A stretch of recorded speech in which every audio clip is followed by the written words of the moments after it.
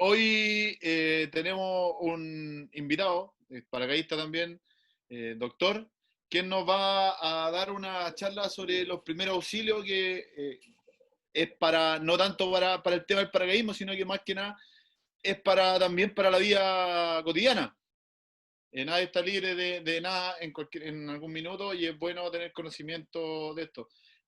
Obviamente sería ideal, como lo planteó en una conversación Oscar, tenerlo in situ, ahí en vivo, pero bueno, algo. Así que chicos, como les digo, nuestro invitado de hoy es Oscar Lucero, él es médico internista, residente de la UCI cardiovascular del Hospital Gustavo Fricke. Es dentro de su rating, dentro de la medicina, instructor de ACLS y SATI, que es una especialidad que tomo en Argentina. Él es paracaidista, como le digo, desde el año 2018 y normalmente se ve por ahí los fines de semana dando vueltas por ahí por Escaida y Andes. La mecánica de la charla va a ser la misma que hemos usado últimamente, en la cual todas las preguntas van a ir por el chat y al final les vamos a habilitar los micrófonos para que hagan preguntas más puntuales. Así que chicos, los dejo con Oscar. Bienvenido, Oscar. Gracias por... Bueno, muchas gracias, José y Búho, por la invitación. Voy a tratar de resumir en el tiempo más o menos cuáles son los lineamientos de los primeros auxilios, que igual es un tema bien extenso, pero que vamos a tratar de acotarlo más que nada pensando en cuáles son los primeros auxilios que deberíamos tener específicamente si es que estamos en la zona, ya que ahí vamos a ir desarrollando un poco el tema. Bueno, la definición de primeros auxilios es la atención inmediata y efectiva para brindar socorro a cualquier persona que haya sufrido algún tipo de lesión y reducir la severidad de esta y promover una pronta recuperación. ¿Ya? No nos debemos preocupar solamente de la lesión, sino que también dentro de los primeros auxilios se contempla el apoyo psicosocial, porque cualquier accidente que uno puede estar involucrado es un evento angustiante y de hecho hay estrés postraumáticos que son importantes. Entonces, no solamente la lesión, sino que es el apoyo y la tranquilidad que le debemos brindar a la persona que está afectada. ¿Ya? Y estos primeros auxilios, que se pueden ver bastante banales, pueden marcar la diferencia entre la vida y la muerte. Ahora, a modo de historia, en general los primeros auxilios se han desarrollado principalmente en eventos bélicos y la mayoría de los registros que se tienen ya se remontan a la época de la antigua griega, en donde ya se describían métodos de coberturas de heridas, procedimientos como sangrías para tratar de curar a los enfermos y permeabilidad de la vía aérea en caso de que las personas estuvieran obstruidas. Y ya avanzando en la historia, en el 1700 ya se ve en el desarrollo de las primeras organizaciones orientadas a la renovación, principalmente en Europa y más específicamente en Holanda. Y ya en 1863 se crea la primera institución, que es el Comité de la Cruz Roja. Y ya entre 1870 y 1880 se crean ya las primeras Cruz Roja en el Reino Unido y después en Estados Unidos. Ahora, el brindar los primeros auxilios van a tener ciertos pilares de atención. Ya la primera es que se debe tener una atención inmediata de primer auxilio, y esta debe ser instantánea, ya que todo el tiempo que transcurre puede comprometer el resultado del paciente. En el fondo, debido a la severidad de las lesiones, pueden avanzar y pueden comprometer ya la vida de las personas. Y también hablamos de temporalidad. ¿Y qué es la temporalidad? Se refiere a que la asistencia que nosotros vamos a brindar a la persona debe ser continua y debe ser todo el tiempo que sea necesario desde que nosotros comenzamos a atender a esta persona hasta que sea trasladada a un centro asistencial o la víctima pueda ser rescatada por personal calificado para un seguro traslado. Ahora, en Chile por lo menos no existe una ley específica que hable sobre las repercusiones de los primeros auxilios, pero sí existen, por lo menos yo encontré dos artículos, uno en el Código Penal, que habla que sufrirán la pena de multa de 1 a 4 unidades tributarias mensuales la persona que no socorriere o auxiliar a una persona que se encuentre despoblado, herida, maltratada o en peligro de perecer cuando pudiera hacerlo sin detenimiento. Y en el Código Civil habla que, por regla general, todo daño que puede imputarse a malicia o negligencia de otra persona debe ser reparado. Así que, como ven, no estamos exentos de repercusiones legales, así que tenemos que estar bien atentos. Así que los primeros auxilios tienen que ser bien ejecutados. Ahora, en Chile no hay un marco legal, como dije específicamente, pero sí ya a nivel internacional hay responsabilidades de atención, ¿ya? Y cualquier lugar que preste atención o servicio tiene el deber de asegurar un ambiente de seguridad para el desempeño de cualquier actividad, tanto como para los empleados de esa empresa, como también a cualquier persona que acuda. Así que en el fondo, toda empresa o cualquier lugar de tener habilitado un lugar de primeros auxilios. Y esto debe tener un protocolo claro, visible, sobre la acción de los primeros auxilios. Eso quiere decir que debe estar demarcado dónde se brindan los primeros auxilios, dónde se encuentran los botiquines o los implementos para brindar los primeros auxilios. Se debe asegurar tener un equipamiento mínimo para la asistencia a los primeros auxilios, y esto tiene que estar revisado cada cierto tiempo, ya que, por ejemplo, las gasas o cualquier material estéril tiene un tiempo de vida útil, va a perder la esterilidad, así que en ese sentido tienen que haber protocolos sobre la mantención de estos implementos para que no estén caducados nunca. También se debe estar capacitando y entrenando continuamente a los miembros o funcionarios para la correcta ejecución de estos primeros auxilios, a menos que la empresa o el lugar donde se estén desempeñando cuente con una entidad externa o una empresa que sea capaz de proveer dichos servicios. Por ejemplo, en una piscina que hayan salvavidas, etcétera, que ellos tienen que estar entrenados. Ahora, los requerimientos, los materiales mínimos para la ejecución de los primeros auxilios, siempre van a estar orientados dependiendo del ambiente o los riesgos a los cuales nos vamos a ver expuestos. ¿A qué me refiero con esto? Principalmente en que no van a ser el mismo botiquín de primeros auxilios, por ejemplo, en una empresa química, como en un lugar donde se practiquen deportes como una cancha de fútbol. La empresa química tiene que tener implementos directos, duchas, lavado de ojos, etc. Así que no siempre van a ser los mismos implementos los cuales nosotros vamos a tener. También se debe tener en consideración el número de participantes, o sea, cuántas personas siempre van a estar aproximadamente en el lugar donde puedan haber estos eventos, el tipo de exposición a los elementos dañinos. La empresa tiene que evaluar también cuáles son los accidentes más comunes que pueden verse enfrentados. Y principalmente, y ahí lo puse con mayúsculas, lo más importante es la prevención, siempre promover la seguridad. Y eso es algo que yo encuentro que en Andes siempre están preocupados de la seguridad, o sea, siempre hablamos de la seguridad del paracaidista y que siempre tenemos que estar atentos a todas las normas de seguridad para evitar tener cualquier tipo de accidente.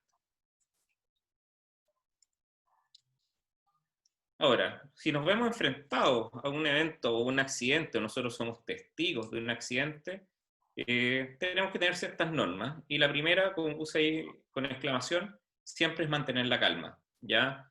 No nos sirven dos accidentados, sino que siempre tenemos que ver siempre las normas de seguridad.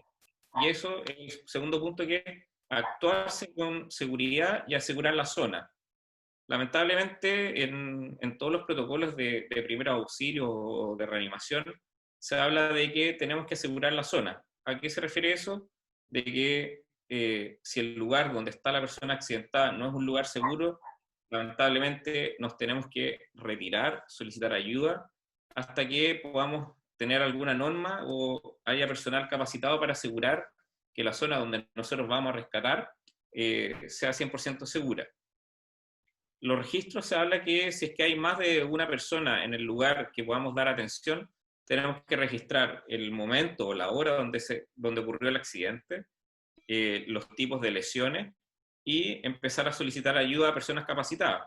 Si la primera persona que ve el accidente no es una persona que tenga entrenamiento en primer auxilio, lo más apto es gritar y pedir ayuda a ver si es que hay alguien más capacitado. Lo que sucede, por ejemplo, comúnmente en los aviones, que siempre preguntan si en el avión hay un personal de salud, un enfermero, un médico, etc.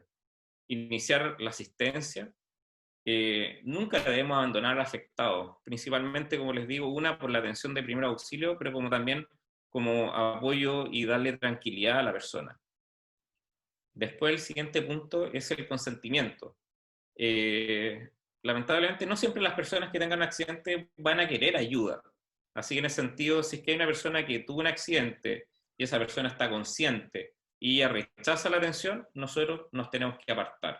Ellos están en su derecho de no recibir atención aunque haya tenido algún tipo de lesión. Ahora, si esta persona tiene cierto grado de compromiso de conciencia, ustedes ven que no está 100% consciente, asumimos que esa persona no es capaz de dar el consentimiento y sí o sí tenemos que dar la asistencia.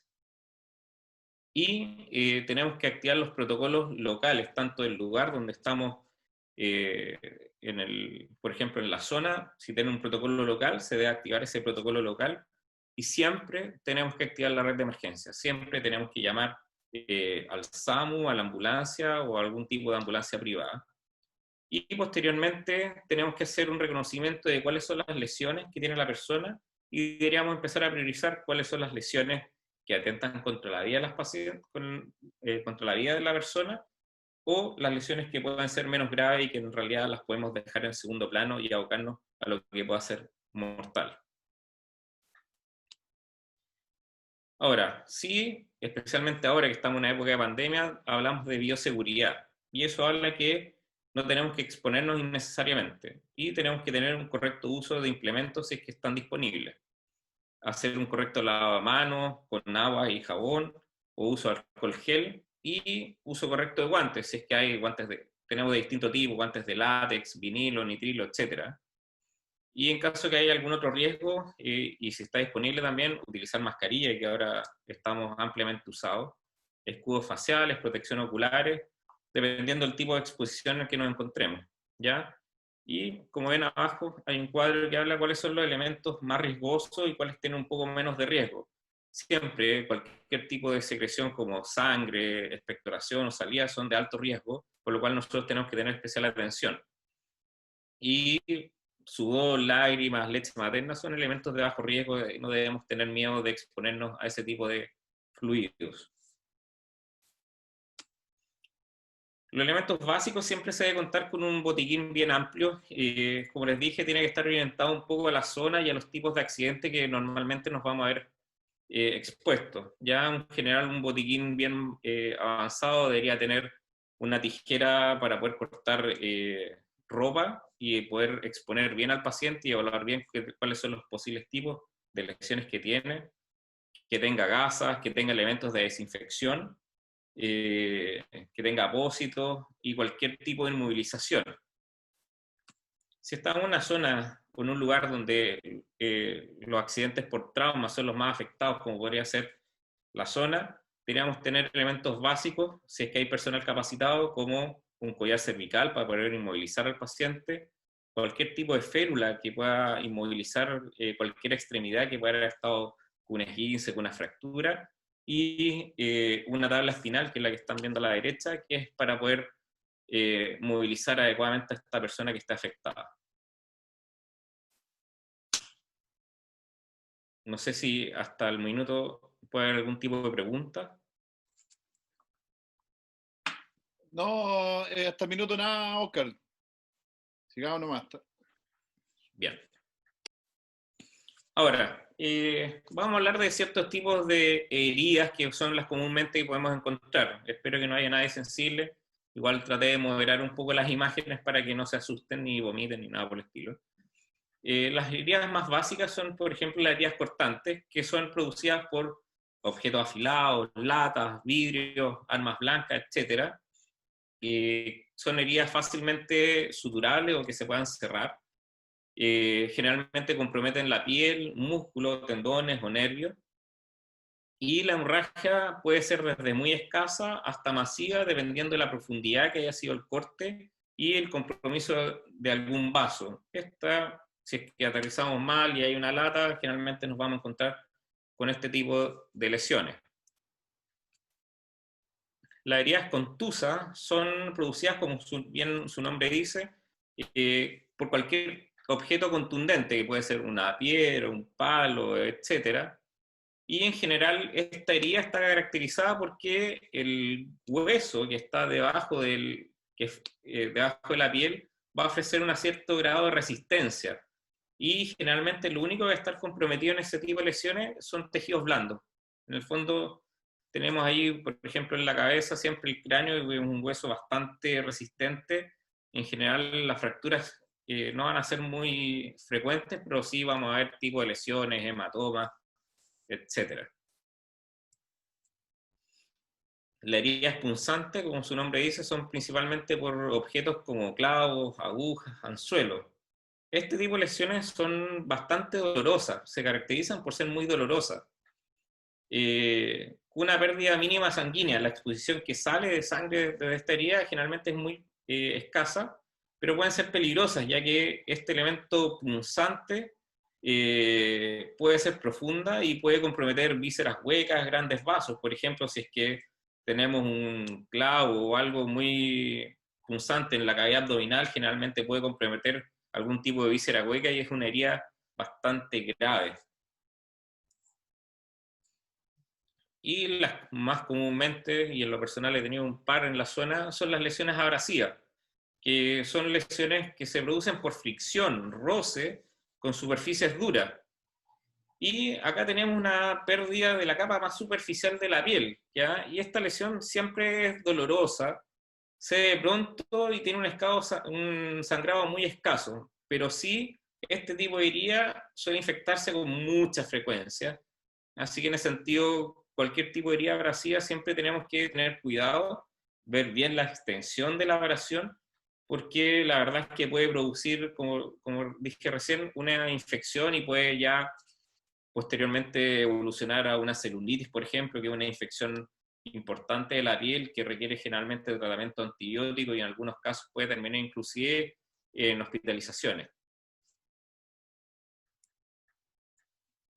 Ahora, estas son las heridas más complejas que nosotros podemos encontrar en un accidente, que son las heridas abulsivas, en donde existe una pérdida continua de la piel, o sea, en el fondo hay una pérdida de sustancia, se pierde un trozo de piel, por decirlo más comúnmente, y son heridas que son difíciles de reparar rápidamente.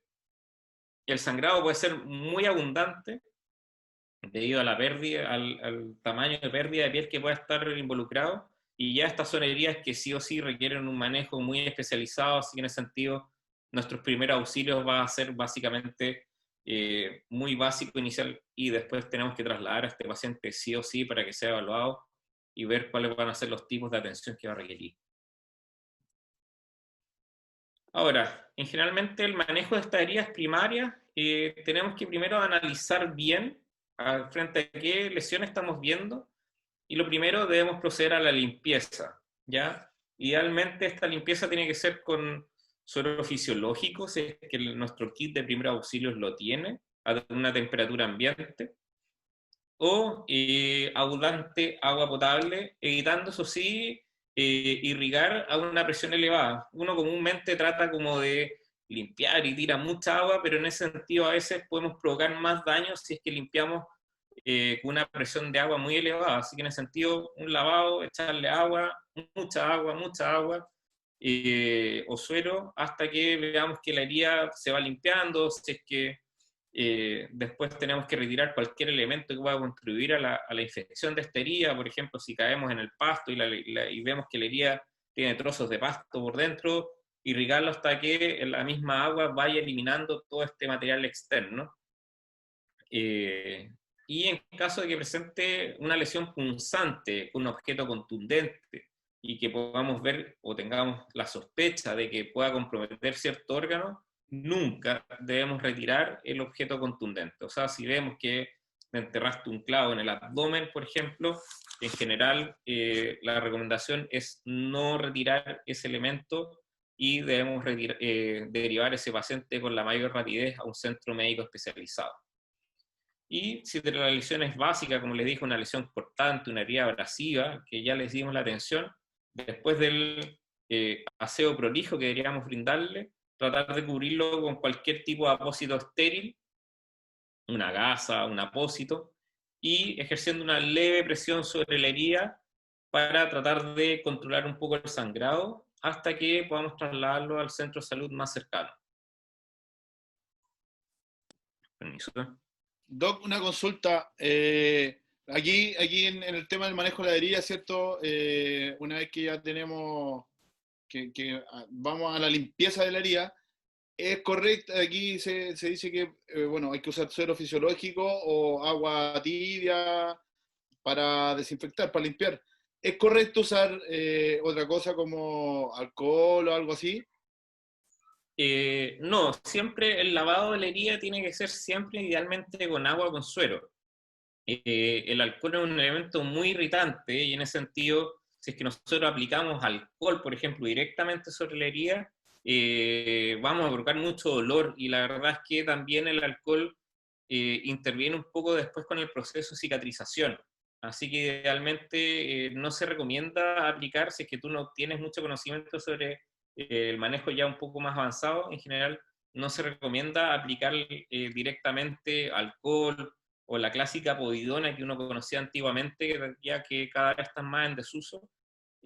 Aplicarla directamente sobre la herida no está recomendado porque va a alterar el proceso de cicatrización. Así que la recomendación siempre cuando veamos una herida cortante, etcétera, lo primero que debemos hacer es lavar con abundante agua. Perfecto, gracias, Oscar.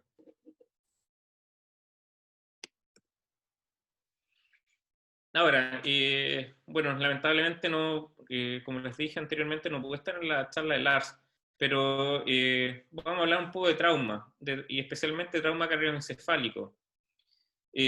Cualquier trauma directo sobre el cráneo con una energía mínima debería ser evaluado en un centro de salud especializado. Se sabe ya en normas de ATLS, que es un protocolo de atención de trauma, se sabe que el 10% de los pacientes con lesiones encefálicas ya son severas y pueden comprometer y tienen riesgo vital. Así que si vemos que, por ejemplo, en la zona la persona aterriza muy mal y tiene un impacto directo con la cabeza y el casco, lo primero que debemos hacer es solicitar ayuda y activar cualquier protocolo de emergencia y llamar a algún tipo de ambulancia, ¿ya? Generalmente el manejo de esta persona va a requerir un manejo por personal muy bien entrenado, así que no debemos retrasar la atención o la activación del protocolo de emergencia. En caso de las lesiones que tengan uso de medidas de protección, como es el casco que siempre tenemos que ocupar en nuestros saltos, jamás, pero jamás debemos hacer el retiro de este. Si la persona está con compromiso de conciencia, la encontramos tirada y está con un casco, nunca debemos retirarlo. ¿Ya? Eso es bastante importante. Nosotros podemos ver que el casco está indemne, pero no sabemos directamente en la cabeza de la persona qué tipo de lesión tiene, y han habido casos que el mismo casco contiene esta herida. Por ejemplo, tú puedes tener una fractura expuesta de cráneo y el casco te está sirviendo de contención en ese minuto. Así que en ese sentido, siempre la recomendación, cuando tenemos un accidente y encontramos una persona con un casco, nunca debemos retirarlo. Como ven en la imagen de abajo, de hecho ya hay algunos stickers o logotipos que incitan a las personas a no retirar el casco, ya a menos que la persona que esté dando la asistencia sea una persona entrenada como un enfermero, un paramédico o un médico, ya. En general, siempre cuando veamos que tenemos un trauma craneoencefálico, debemos tratar de inmovilizar a la persona y siempre tratar de pesquisar cuál es el compromiso de conciencia que ésta tenga. Si la persona está consciente, quedar tranquilo. De todas formas, si el impacto fue grande, tenemos que decirle que se quede quieto, que se quede en el suelo, evitar los movimientos muy bruscos y dar aviso al personal que esté capacitado, ¿ya? Ahora, como les dije en un minuto, en la parte de consentimiento, si la persona tuvo un trauma mayor, pero él está consciente y realmente no quiere y rechaza cualquier tipo de asistencia, bueno, va a ser responsabilidad del mismo accidentado. Nosotros ahí tenemos que retirarnos y no hacer nada más, ¿ya? Oscar, Y los traumas, Oscar, ¿sí? antes que, mira, ¿se recomienda usar alguna crema para lesiones abrasivas?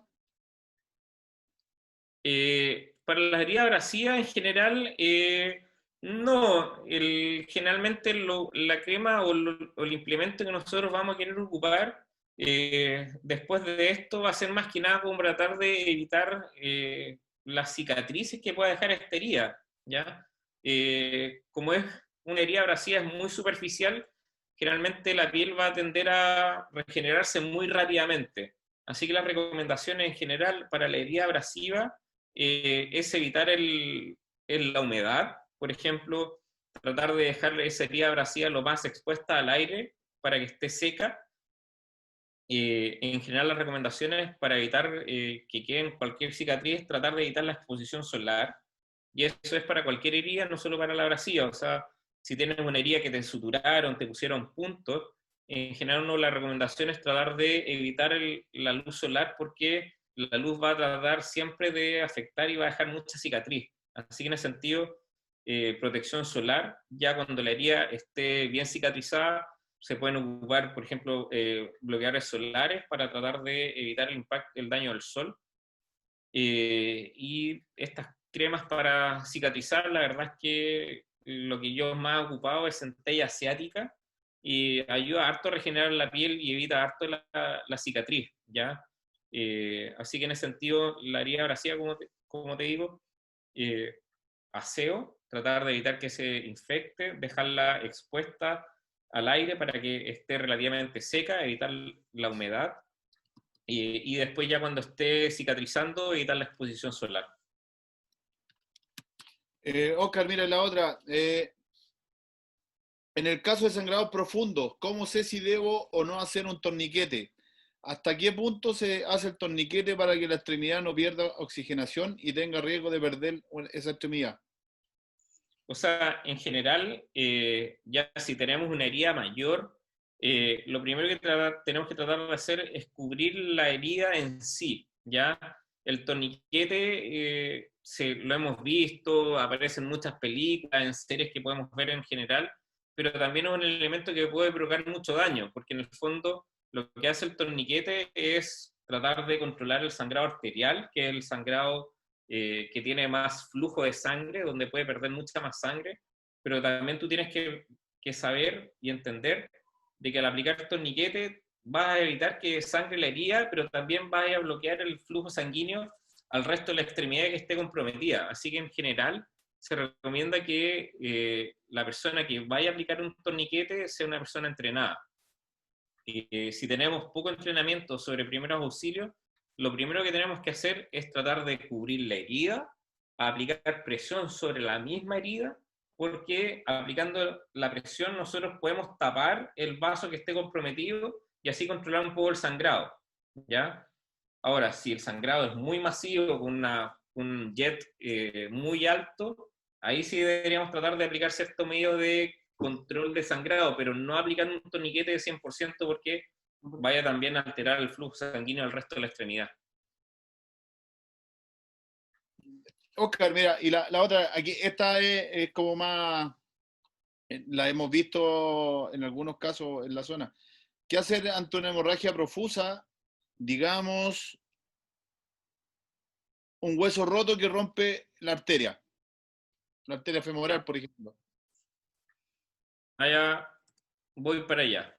En general, cuando las lesiones son de trauma musculoesquelético, eh, siempre parecen muy dramáticas. Ya generalmente uno ve cuando uno se luxa un tobillo o tenemos una fractura de tobillo, son lesiones bien dramáticas porque nosotros vemos que pierden la continuidad de la extremidad. Ya en el sentido uno dice, oh, trata de que uno piensa que es muy severo, pero muchas veces no lo son, ¿ya? Lo que sí, cuando el defecto o la angulación de esta lesión es muy alto, puede provocar un riesgo inmediato porque se afecta el paquete vasculo nervioso, ¿ya? Así que en general, la recomendación cuando tenemos un trauma musculoesquelético y vemos que, por ejemplo, tenemos una angulación muy importante, lo que tenemos, la recomendación siempre va a ser tratar de inmovilizar la extremidad. ¿Y cómo la vamos a inmovilizar? Ocupando, voy a volver atrás, las férulas de inmovilización, que son estas naranjas que están en la imagen central.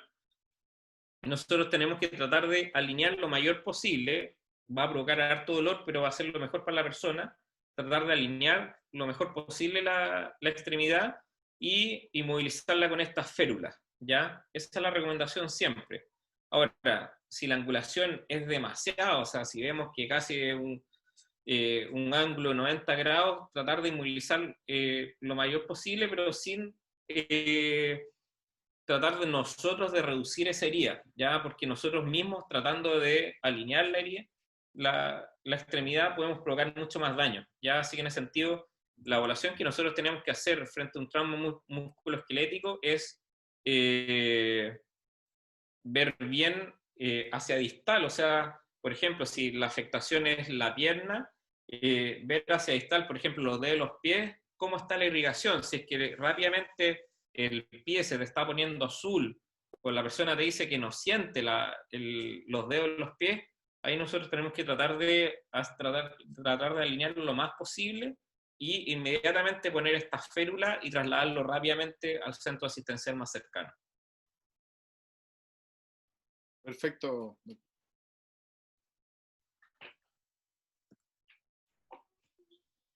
Bueno, sí, ahí tenemos una imagen de una persona que ya está con una férula y ya dije, tratar de tener la correcta alineación e inmovilización de la zona afectada. Y si tú sientes que no tienes las competencias o que en realidad puedes provocar más daño, en realidad tratar de dejarlo tranquilo, inmovilizado en el suelo y esperar a que llegue el personal capacitado. Son lesiones que, claro, que pueden comprometer los nervios y pueden quedar secuelas como dolores neuropáticos a futuro cuando tenemos este tipo de lesiones, así que en ese sentido la rapidez de atención y tratar de activar cualquier sistema de emergencia que tengamos cercano es lo más importante.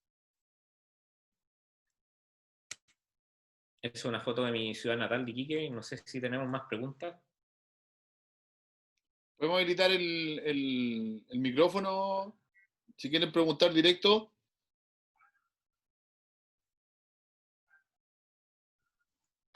Mira, aquí llegó una, dice, si un paracaidista en un aterrizaje violento sufre una fractura de pelvis a nivel primer auxilio, ¿qué podemos hacer si no contamos con una faja de inmovilización pélvica? En general, hacer como el diagnóstico primario de una fractura de pelvis para una persona que no está 100% capacitada es bien difícil, ¿ya? El síntoma cardinal en el sentido va a ser el dolor y la incapacidad funcional, o sea, en el sentido la persona probablemente no se va a poder levantar, no se va a poder incorporar. En ese sentido, sí, ahí se requiere ya material más avanzado, que son unas fajas que van a tratar de inmovilizar lo mayor posible. La fractura de pelvis es una emergencia, hay una pérdida sanguínea bien importante, son huesos que sangran mucho, que pueden provocar inclusive choque hipovolémico. Así que en ese sentido, tratar de inmovilizar lo mayor posible. En general, por ejemplo, nosotros enseñamos que con sábanas, si es que está en un ambiente con una casa, algo así, tratar de afirmar y amarrar la pelvis para tratar de mantenerla lo más comprimida posible de forma lateral, ¿ya? No tanto de atrás hacia adelante, sino que de los lados tratar de comprimirla y tratar de juntarla. Pero es un procedimiento que es bien difícil en el sentido, como te digo, hacer el diagnóstico de una fractura de pelvis por personal no capacitado es bien difícil, así que en ese sentido el tratar de dejarla inmovilizada, el uso de la tabla espinal que yo les había dicho, pero para eso vamos a tener que movilizar en bloque a la persona. En ese sentido, siempre vas a necesitar 2 personas como mínimo para que puedan ponerla de costado y por el lado poner la tabla espinal. Así que en ese sentido se requiere harto entrenamiento y como les dije, ahí sí que necesitas que las personas que estén en la zona, por ejemplo, haya personal capacitado en primer auxilio y en movilizar este tipo de personas. Así que en ese sentido, si no hay personal capacitado, la verdad, la recomendación es no movilizar a la persona, llamar a la ambulancia y tratar de que lo vengan a asistir rápidamente. Bueno, Oscar, ahí justo tuviste un punto que yo quería tocar, que quería hablar con todos, que es exactamente lo que vos acabas de decir, que cada vez que haya una persona que haya sufrido algún tipo de lesión, ya sea leve o sea grave, todos aquellos que corran, la mayoría va a ver, no sé la verdad para qué es, pero bueno, yo les recomiendo y junto con tu asesoramiento, de que solamente vayan las personas que pueden ayudar, ya sea personas que estén capacitadas en dar primeros auxilios, ya sean médicos, ya sean enfermeros, ya sean emergenciólogos, bomberos, pero por favor les pido, aprovecho esta oportunidad para decirle no vayan, no pasen de la valla blanca, van a ir solamente aquellas personas que tienen que ayudar, ¿sí? Así que gracias, Oscar, por recordar este punto y les pido a todos eso, de que solamente se vayan las personas que puedan ayudar y dar una mano a esa persona que está accidentada o tiene algún tipo de lesión. Oye, Sí, Juan Martínez. Sí, Oigo. extendiendo lo que estás diciendo, me imagino que hay, pero también como la mayoría no lo conocemos, ¿cuáles son los protocolos para actuar en caso de emergencia de diferente índole? O por lo menos saber a quién debemos recurrir, porque yo al menos no lo sé. Entonces, aparte de lo que mencionaba Hugo, ¿qué otras cosas pueden comentar que hay como protocolo definido en Andes? Bueno, Mira, te puedo dar una respuesta sobre ese tema, Juan. Mira, sí, dentro del staff de la Dropzone hay unos protocolos establecidos en los cuales teníamos a el Alan, si se lo recuerdan, él cumplía la función esta, enfermero, sabe el tema de trauma, todo, y él manejaba estas situaciones, evaluaba las lesiones y reaccionaba de acuerdo a la evaluación que estaba haciendo del incidente. También dentro del staff hay personas que sabemos trauma o sabemos cómo manejar estas situaciones y en caso de podemos reaccionar. El protocolo de Andes es que acude el especialista, analiza el incidente y dentro se activa un protocolo dentro del staff en el cual hay cierta persona que lleva la camilla, hay otro que lleva el botiquín, el bolso para trauma, hay otro que llama por teléfono de repente si es necesario al SAMU, a una ambulancia, o a la clínica, o si ya es muy serio el tema, a una evacuación médica. Entonces están definidos dentro del funcionamiento del staff, no por nombres, pero hay ciertas capacidades que tienen ciertos integrantes que las pueden cumplir. Gracias a Dios tenemos en la Dropzone siempre tenemos, como lo decía Buba y Oscar, tenemos médicos, tenemos enfermeros, tenemos, ¿cómo se llama? Especialistas en trauma, hay los bomberos, los mismos chicos del GOPE que están siempre, que tienen estos conocimientos en caso de que no haya un médico o un, ¿cómo se llaman los?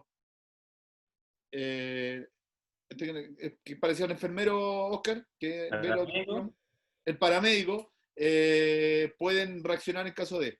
Pero gracias a Dios siempre tenemos alguien que nos puede apoyar.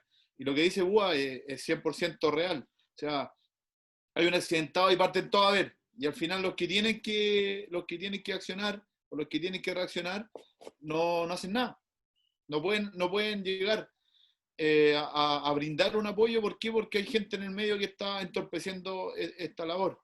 Y lo otro que fue lo que tocamos con Lars también, el tema de que siempre cuando uno está evaluando un incidente con algún lesionado, siempre hay uno que tiene que llevar la batuta. No todos hablan para sacar una conclusión, no. Siempre hay uno el que dirige y el resto acata lo que ese hombre o la persona que esté en ese minuto le vaya ordenando. Entonces, Oscar, sí. O sea, es correcto. O sea, lamentablemente, aunque suene feo, las buenas intenciones acá no sirven. Así que en general la atención directa sobre la persona que está accidentada la tiene que hacer la persona que tenga mayor entrenamiento, ¿ya? A veces quizás no puedo ser yo. Quizás en la zona, por ejemplo, hay un enfermero reanimador del SAMU, por ejemplo, que probablemente esa va a ser la persona más capacitada. Así que en ese sentido, la persona que tiene que dirigir la atención del accidentado siempre va a ser la persona que esté más capacitada.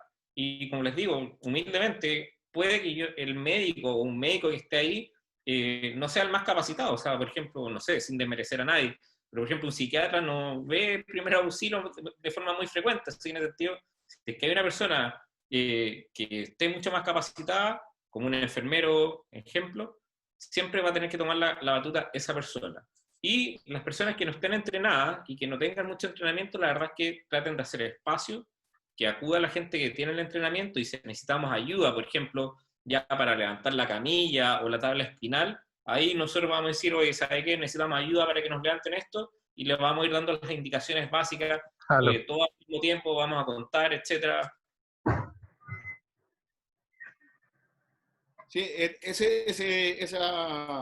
ese hecho que tú estás contando ya nos pasó en alguna ocasión, que no sé si los paraguistas más antiguos se acuerdan, pero tuvimos una chica, la Monse, que era enfermera paramédica y era especialista en trauma y era una de las secas del cuerpo bombero, era de las secas. Entonces cuando llegaba a la zona y había algo así, y había médicos, ellos dejaban que ella tomara el tema y ella dirigía todo el cuento porque era la más capacitada en cuanto a reacción de esto.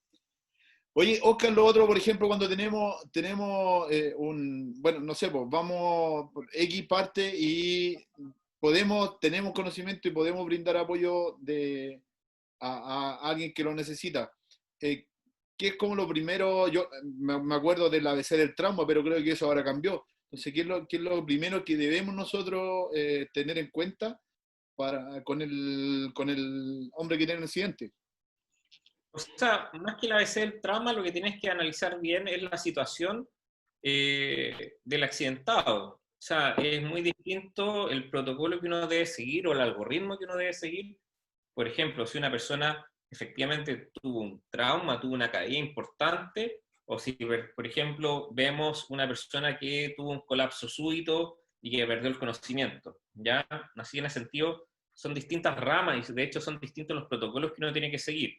En ese sentido, los médicos, los enfermeros y los que estamos en el ámbito de la salud, sabemos que hay distintos tipos o cursos que hay de reanimación. Por ejemplo, está el ATLS, que es manejo avanzado del trauma, está la CLS, que es personalmente en el cual yo soy instructor, que es reanimación cardiopulmonar avanzada.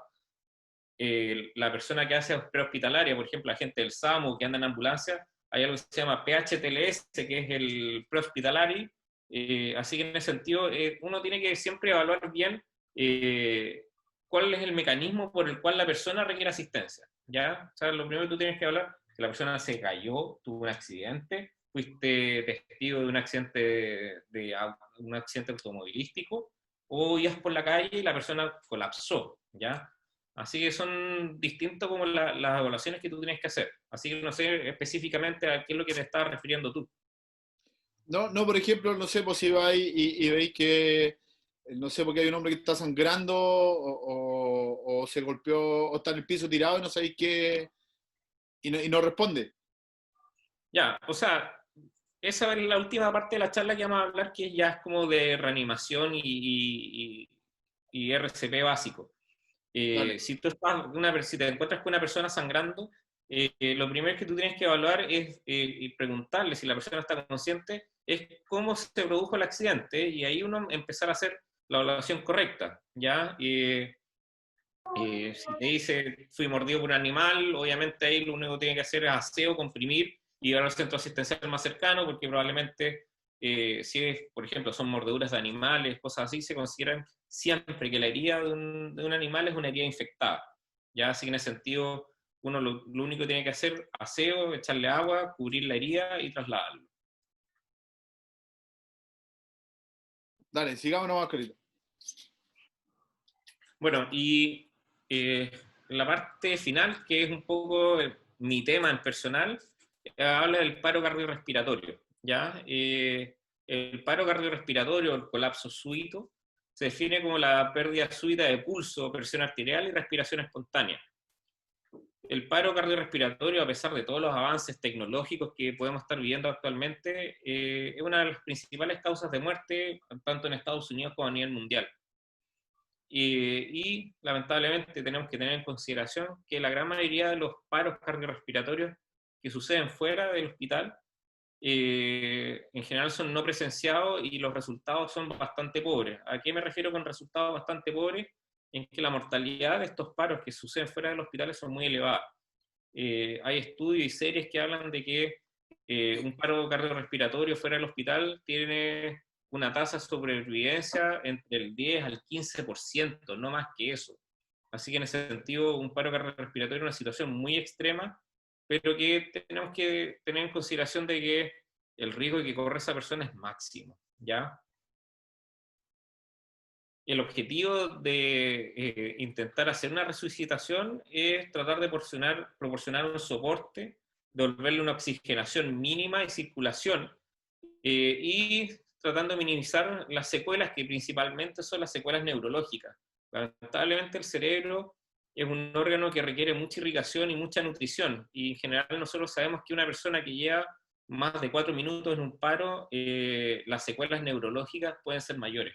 Así que en realidad el estar presenciado a una persona que colapsa súbitamente es una emergencia muy real, y que la vida la vida de la persona corre riesgo, y también corre riesgo de que, a pesar de que nosotros lo reanimemos, puede quedar severamente secuelado. En los cursos de ACLS o atención prehospitalaria siempre vamos a hablar de la cadena de supervivencia, que va a ser distinta a la cadena de supervivencia si es que estamos en un ambiente hospitalario como extrahospitalario. Esta, la que están viendo en este minuto, es la cadena de supervivencia extrahospitalaria. Y como ven, son eslabones, que es una cadena de atención, y el primer eslabón y el más importante siempre es llamar al servicio de urgencia o al servicio de atención que nos pueda ir a asistir, ¿ya? Una vez que nosotros activamos la red de emergencia, procedemos a tratar de hacer una reanimación, tanto dando masaje cardíaco, como también las respiraciones. El tercer eslabón, que es el que están viendo al medio, que se ve un corazón con un rayo, es tratar de administrar una descarga eléctrica. En países desarrollados, y ya lo estamos viendo un poco más frecuentemente en Santiago, no tanto así en regiones, lamentablemente, son estas maquinitas que se llaman DEA, que son desfibriladores automáticos, ¿ya? Son unas máquinas que uno pone unos parches en las personas, que va dando una instrucción verbal la máquina, va a decir, abre la máquina se prende, va a decir, conecte los parches, aplique los parches sobre la persona, y estos parches van a analizar si es que la persona está teniendo alguna arritmia que esté provocando el paro, y va a indicar verbalmente la máquina si es que aplica una descarga o no. Se ha visto, y hay tasas reales de que estas máquinas mejoran la supervivencia aplicando una descarga oportuna. El cuarto eslabón ya es la evaluación ya por personal capacitado, y el último eslabón ya son los cuidados post-paro que se pueden dar en un servicio de urgencia y finalmente en una unidad de cuidados intensivos. Ahora, ¿cuáles son las maniobras de reanimación básicas? Tenemos que evaluar a la persona si es que responde o no responde, y tratar de verificar efectivamente si la persona tiene pulso o no, ¿ya? Tenemos que aplicar 2 respiraciones, que debe durar 1 segundo, o viendo si es que el tórax se logra elevar de forma mínima. Las compresiones y ventilaciones son en relación siempre de 30 compresiones y 2 ventilaciones. Comprimimos 30 veces. Si estamos solos, nosotros mismos vamos a darle la respiración a la persona, o si hay otra persona, se va a estar encargada de dar la respiración. Y lo que sí, también nosotros estamos acostumbrados a ver muchas series, no sé, en Netflix o en la televisión, que las reanimaciones son bien hollywoodenses, como llamo yo, que uno da masaje. La verdad es que la compresión tiene que ser 2/3 del tórax y permitir completamente la reexpansión de este mismo. Si tú no logras o no permites que el tórax se respanda, tú no estás permitiendo que la sangre llegue hacia el corazón para poder volver a comprimirla. Así que en ese sentido es bien importante de que nosotros hagamos una compresión efectiva, pero también una liberación y permitir la reexpansión completa del tórax. Y en ese sentido, acá la verdad no sirve mucho la fuerza, ya no sirve que tengamos unos bíceps de Terminator, sino que en realidad la posición es lo más fundamental, ¿ya? uno no va a comprimir con los brazos, sino que uno va a inclinar el tórax de uno frente al paciente, y como ven en la imagen del lado, uno realiza la compresión, que son 2/3 del diámetro anteroposterior del tórax, pero también tenemos que hacer la liberación para que tengamos retorno venoso y podamos estar bombeando sangre finalmente. ¿Ya?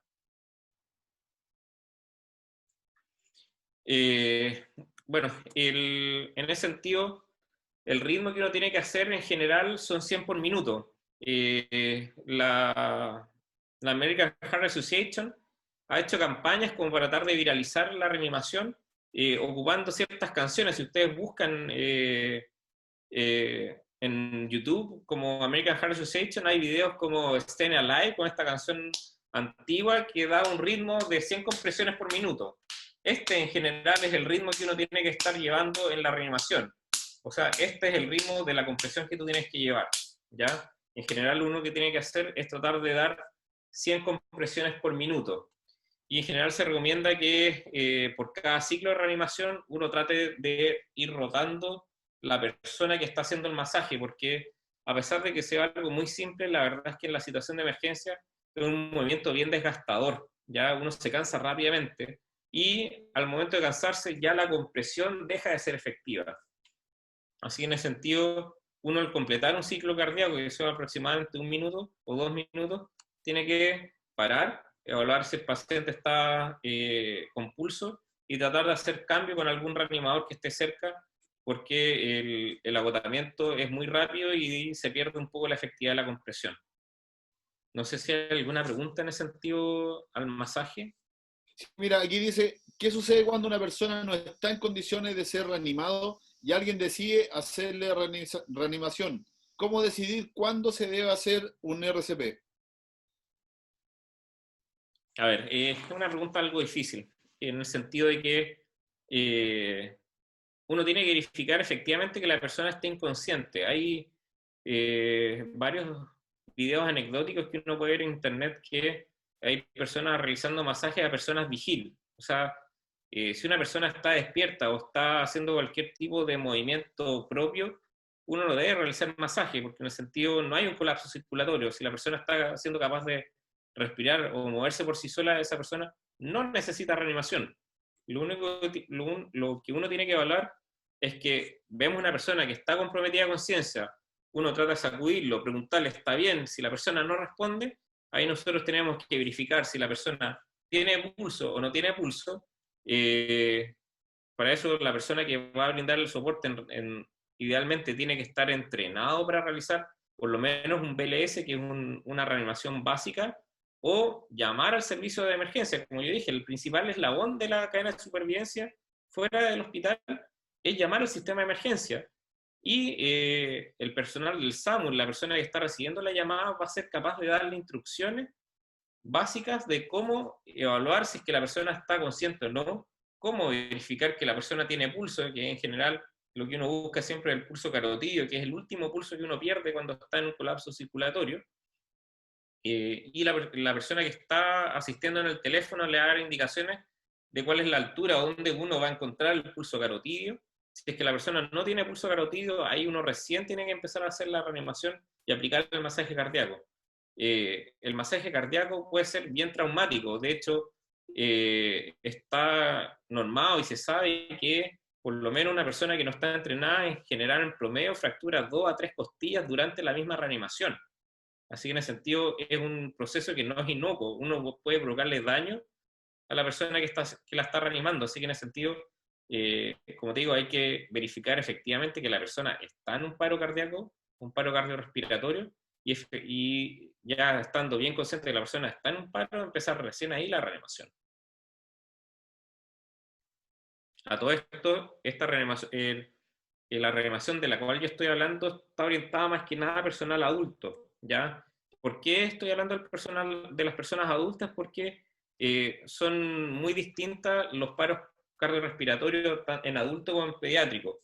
En los pacientes pediátricos en general, los paros cardiorrespiratorios son de origen respiratorio, ya que se obstruye la vía aérea o asfixia por inmersión, Y en general en los adultos la principal causa de paro cardiorrespiratorio y muerte son arritmias ventriculares por infarto, lo que uno conoce comúnmente como muerte súbita.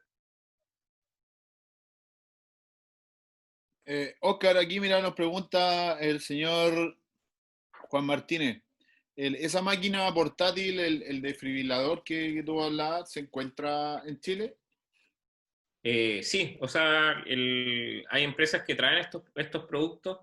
De hecho, ya en el metro uno los puede encontrar. Inclusive en algunas clínicas en Santiago uno puede ver que en las salas de espera están estas máquinas y están correctamente demarcadas, dice DEA. En los aviones también, en los Airbus, en los más modernos, uno puede ver que en los cubículos de arriba hay un cubículo que dice que hay un DEA y el símbolo universal, sale este corazón como con un rayo, en el sentido así que uno tiene que estar identificando eso. Si es que está disponible, uno rápidamente tiene que ir a buscarlo y conectarlo al paciente. Pero sí, o sea, hay en Chile, están a la venta y las empresas que están tratando de incorporar este equipamiento en los lugares más habituales. Eso, a ver, acá nos dicen... Mira, con respecto al paciente que no quiere que ser atendido, este sufre algún tipo de traumatismo grave en la cabeza, puede que no sea, que no tenga conciencia de lo que quiere en ese minuto, ¿se debe atender igual o se respeta la decisión de él? O sea, como les dije, si la persona está completamente lúcida y consciente y él no quiere recibir atención, uno se debe alejar. Si uno sospecha o tiene el afectado tiene una actitud bizarra que tú puedas verificar, que te haga pensar de que no estás 100% consciente, ahí tú sí debes brindar la atención y decirle, tranquilo, quédate quieto, te vamos a ayudar, ¿ya? Pero siempre teniendo la sospecha, o sea, si es que tú ves que tiene alguna conducta bizarra, tiene un lenguaje inapropiado, o tú ves que no logra articular bien las palabras a pesar de que esté vigil, ahí tú tienes que sospechar que tiene una lesión encefálica y tienes que tratar de brindarle ayuda. Oye, y lo otro que, bueno, este es una charla, no es como se llama una instrucción. Eh, Como digo, hay instituciones que imparten estos cursos para los que quieran tomarlo, ¿no? Sí, en general en Santiago hay dos instituciones bien conocidas y bien grandes. Una es el CERP, que es una empresa de la Clínica Dávila, que ofrece estos cursos, tanto el avanzado, que es el que yo brindo, que es ACLS, para personal de salud, como también el BLS, que es un curso básico, que es para personas que no estén relacionadas con el ámbito de la salud. Y la otra empresa que es bien conocida en Santiago es el CEFAP, que es una institución independiente, no pertenece a ninguna clínica ni grupo, y que también tiene estos mismos cursos, tanto el curso avanzado que se llama CLS, que es para personal de salud, como también hacen cursos de BLS, que es de reanimación básica. Las clínicas también brindan. La clínica alemana y la clínica Las Condes ofrecen estos cursos cada cierto tiempo para las personas que quieran aprender y son bastante útiles porque especialmente los de la clínica Las Condes y la clínica alemana ofrecen distintos tipos de como primer auxilio. Por ejemplo, cuando tú te asfixias, estás comiendo un trozo de carne y sufres asfixia, con esta maniobra que uno conoce que es la maniobra de Heimlich, que es abrazar por atrás a la persona y aplicar una presión, brindan ese tipo de ayuda en caso que uno vea que hay, por ejemplo, una asfixia por inmersión, que un niño se cayó a una piscina, etcétera. Son bastante recomendados, pero sí, hay estos cursos, por lo menos en Santiago, son bien comunes. Mira, Oscar, lo otro, ¿cómo hacer un RCP en una mujer embarazada? El RCP en la mujer embarazada, la verdad es que no tiene mayores dificultades en el sentido de que la compresión es en el tórax, siempre es en la mitad del tórax, ¿ya? Sí pueden haber ciertas disquisiciones en que, por ejemplo, lamentablemente el útero grávido de la mujer embarazada, donde está la guagua, ejerce una presión sobre la vena cava, así que es una reanimación un poco difícil porque el retorno venoso que tiene la mujer embarazada es menor por la misma presión de gravedad que hace el útero sobre la vena cava. Pero en el sentido de que el masaje sigue siendo el mismo, son 30 compresiones por 2 ventilaciones. Dale, mira, y aquí Rodrigo que está por ahí, no sé si quiere preguntar él, o si no, mira, ¿cuál es el tiempo de RCP? ¿Cuándo paro? ¿Es diferente en personas jóvenes o de avanzada edad? Bueno, ahí es una línea muy fina, en el sentido, tú debes brindar RCP hasta que llegue el personal de salud, ¿ya? O sea, en general uno no va a pretender sacar del paro una persona que tiene un conocimiento básico, un BLS básico. Es muy difícil que saques del paro una persona. En el fondo, tú lo que estás haciendo es ganar tiempo, ¿ya? Brindándole el masaje, ganar tiempo hasta que llegue personal de salud que tenga conocimiento y tenga instrumentos para poder tratar de sacar a la persona del paro. Así que en ese sentido, el tiempo, el lapso que pueda ocurrir, en general, deberías reanimar hasta que llegue el personal de ambulancia. Si, no sé, lleváis 10 minutos y la verdad es que no llega ninguna ambulancia, lo más probable es que el resultado de reanimación de esa persona siempre va a ser malo. Así que en ese sentido, el mensaje es que uno tiene que reanimar hasta que llegue el personal de salud. ¿Ya? Así que, como les dije, la cadena de supervivencia es lo más importante, ¿ya? La cadena de supervivencia es primero alertar, llamar a un servicio de asistencia, explicar, me encontré con una persona que está en paro, no responde, se va a activar el sistema de emergencia, debería ir personal del SAMU, y uno va a recibir instrucciones verbales sobre qué es lo que tiene que empezar a hacer el masaje, ¿ya? Pero la finalidad del masaje en el BLS es que tú ganas tiempo hasta que llegue una ambulancia y te pueda brindar la ayuda necesaria. Buenísima. Bueno, Chicos, ¿alguna pregunta más por ahí? ¿Algo más que aprovechen al doc?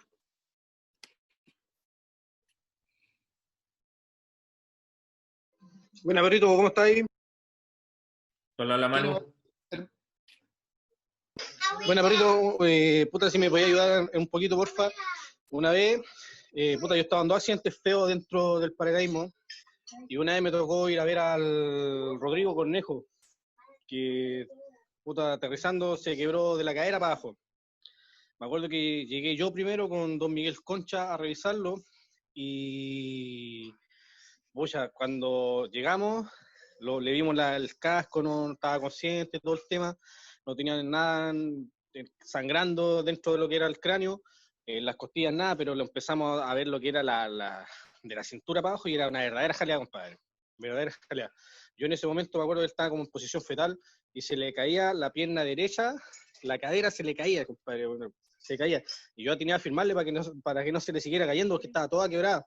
Yo no sé si eso está bien o está mal, compadre. En general, lo único que tiene que tratar de hacer es inmovilizar al paciente. En general, tratar de dejarlo en decúbito supino, en el sentido de que debe estar acostado mirando hacia arriba la persona. Si tú ves que tiene deformidades evidentes en las extremidades, si es que tienes disponibles las férulas, instalarle las férulas para tratar de inmovilizar y alinear las extremidades que pueden estar comprometidas y activar el sistema de emergencia. Las fracturas de huesos largos, como el fémur, como la cadera, son fracturas que pierden mucha sangre y la persona rápidamente puede caer en shock. Así que en ese sentido uno tiene que tratar de inmovilizar, pero al mismo tiempo otra persona tiene que estar activando la ambulancia o algún sistema de emergencia que pueda brindar ayuda, porque las fracturas, como te digo, de huesos largos son fracturas que sangran mucho y la persona puede perder fácilmente 1 litro de sangre solamente con una fractura de fémur. Así que en ese sentido, tratar de inmovilizarlo lo más rápido posible si es que tú estás entrenado para eso, y evitar que se mueva la persona, porque ahí uno puede desplazar aún más las fracturas y la pérdida sanguínea puede ser mucho mayor. Vale, vale, brother. Doctor, una pregunta, ¿cómo está? Un gusto saludarlo, Carlos por acá. Hola. Doctor, en el caso del torniquete, entiendo que también uno, bueno, cuando es estrictamente necesario para parar a una hemorragia de una extremidad, en este caso tiene una técnica también de cierre y una técnica también de soltar. ¿Cada cuántos minutos uno va midiendo en el caso que deba hacerlo. ¿Por qué le explico? Porque de repente, en ocasiones también uno puede caer fuera de zona y necesita tomar alguna determinación porque en definitiva no va a tener los elementos humanos como para poder solucionar su complicación. Entonces, en ese caso, ¿cuáles son los conocimientos básicos que uno debería tener a la hora de aplicar un torniquete o alguna medida de emergencia cuando estamos solos realmente, cuando no tenemos el apoyo de otra persona? O sea, en general, si es que uno es el que se tiene que brindar los primeros auxilios en ese sentido, lo que tienes que asegurar es evaluar cuál es la herida que va a ser potencialmente fatal. En ese sentido, si realmente la compresión directa sobre la herida no es efectiva y tú ves que sigue sangrando mucho, tienes que aplicar un torniquete y la verdad dejarlo cerrado hasta que alguien te pueda atender. Porque en el sentido, no sé, suena feo o suena cruento, pero en el sentido es mejor perder una extremidad que perder la vida. Un choque hipovolémico, uno puede pasar unos escasos minutos y puedes perder una volemia importante, una pérdida sanguínea importante. Así que en ese sentido, la recomendación que yo haría en ese sentido es aplicar, en caso de que no puedas controlar el sangrado para aplicando presión directa, aplicar un torniquete y esperar a que puedas ser asistido. Y tratar de quedarte quieto, porque tratar de movilizarte, si es que, por ejemplo, estás en una zona que te puedan reconocer fácilmente, o sea, si aterrizaste fuera de zona, en general siempre lo que yo creo es que el pilot va a tratar de ver dónde caíste para poder avisar. Así en ese sentido, aplica un torniquete fuerte, quédate tranquilo y espera a ser asistido, ¿ya? Esa sería como mi recomendación principal. Ahora, hay dispositivos de marca o de fábrica que pueden hacer torniquetes, y van dando recomendaciones. Hay una que es como una faja que uno va aplicando y la misma faja viene escrito en las instrucciones sobre el uso, así que en ese sentido estos implementos que son ya como de marca, por decirlo así, te van indicando cuál es la presión que tú tienes que hacer, de hecho viene demarcado, y cada cuánto tiempo tienes que soltarlo. En general son cada 2 minutos soltar levemente la presión, esperar un par de segundos y después volver a aplicar la misma presión. Porque como te digo, cuando hay un compromiso arterial específicamente, la pérdida sanguínea es muy rápida, así que en ese sentido es preferible comprometer la extremidad, pero asegurar tu vida, hay que tratar de rescatar no quiero perder mi pierna, pero en realidad lo que vas a tener es una pérdida sanguínea y probablemente tú vas a tener un compromiso de conciencia por el mismo choque hipovolémico. Correcto. Gracias, Doc. Muchas gracias. Chicos, una última pregunta más. Hola, Oscar. Hola. Aquí José. Una consulta. Yo trabajé los veranos mucho tiempo de salvavidas en la playa. Y cuando íbamos a dar las pruebas, nos preparaban, digamos, en el tema de RCP y nos decían que eran 20 masajes por 2 insuflaciones. Tú dijiste que son 30, esas 10 de diferencia. ¿Son importantes? ¿Hay algún estudio que sí tienen que ser las 30 y no las 20? O sea, la principal institución que ve, norma y estudia cuáles son los mejores rendimientos es la American Heart Association. Y la American Heart Association, el programa que tiene reanimación es, como yo les dije, la CLS, que es un programa que es internacional. La certificación que uno tiene de la CLS es internacional. O sea, si tú eres reanimador acá en Chile, tú vas con tu carnet de la American Heart Association y vas a Europa y vas a tener la misma validación, porque es un curso que estandariza la reanimación. Y en general, y esta certificación se va actualizando y cada vez se van actualizando las normas. La última norma de la American Heart Association habla de 30 compresiones por 2 insuflaciones. Eso es el último protocolo que hay. Perfecto, muchas gracias. Te usaste. Hola, Oscar. Soy Rafael, soy de Brasil. ¿Todo bien? Entonces, pido perdón por mi español, primero. No te preocupes. Y bueno, yo he hecho un trabajo en Brasil con militares y bueno, en este trabajo yo he escuchado que, inclusive, hay estudios de que no precisa más de la respiración. Lo más importante es el masaje, ¿no? Que la respiración inclusive se puede no hacer. No sé si es verdad, pero yo he oído. O sea, lo que se ha visto es que o sea, siempre uno tiene que tratar de asegurar una oxigenación. Lo que principalmente mata es el colapso circulatorio. Entonces, lo que uno tiene que dar preferencia o tiene que priorizar dentro de la reanimación es cierto, es el masaje. Porque con este mismo movimiento que uno está haciendo, como pueden ver en la imagen que está actualmente a la derecha, con la misma presión que uno está haciendo, uno está ejerciendo cierto grado de movimiento respiratorio, va a hacer circular un poco de aire. Así que en ese sentido, si por ejemplo tú estás solo haciendo el BLS o la reanimación primaria, lo que tú tienes que tratar de asegurar es un buen masaje cardíaco, ¿ya? Ese es el pilar de la reanimación, el masaje cardíaco, ¿ya? Porque el masaje lo que está haciendo es tratar de sacar presión arterial. La presión arterial de una persona en general promedio son lo que uno escucha, 12,8 o 120,80.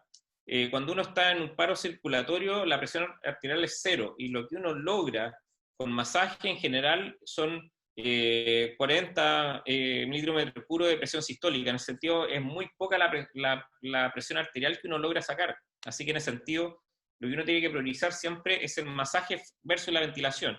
Y claro, lo que se está viendo actualmente es que uno tiene que priorizar el masaje antes de hacer una interrupción muy prolongada para ventilar a la persona. Así que es correcto lo que tú me estás diciendo, en el sentido, si tú estás solo, lo que tienes que priorizar es el masaje. El masaje tiene que ser óptimo. Gracias. Rafa, yo vi tu pregunta en el chat, pero preferí que le hicieras tú para que practicara español. Ah, gracias. Mi español de Argentina.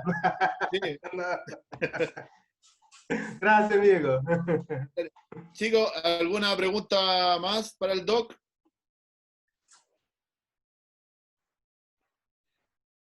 ¿Algunas palabras, doc, aquí últimas para...? Bueno, para concluir, siempre el objetivo de los primeros auxilios es brindar el máximo de ayuda, lo que sí siempre sin provocar daño a la persona que lo necesite.